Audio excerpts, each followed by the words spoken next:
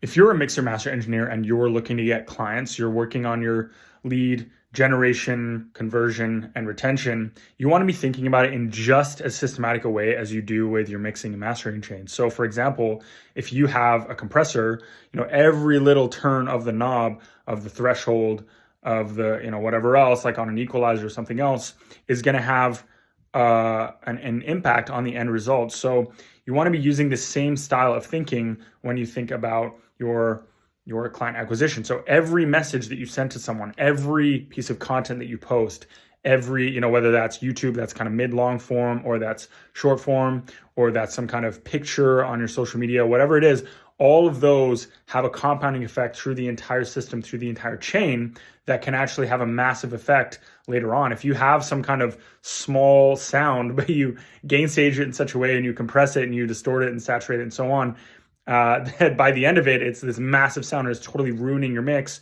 Well, don't be surprised when the same thing happens in your client, acquisition and retention systems, right? You want to be thinking about it just the same. You don't want to be having these random systems where you're randomly DMing people and you're just kind of hoping that sometimes some kind of messages work and, whatever. And some, you just hope that if you have a website, like the thing is going to be good.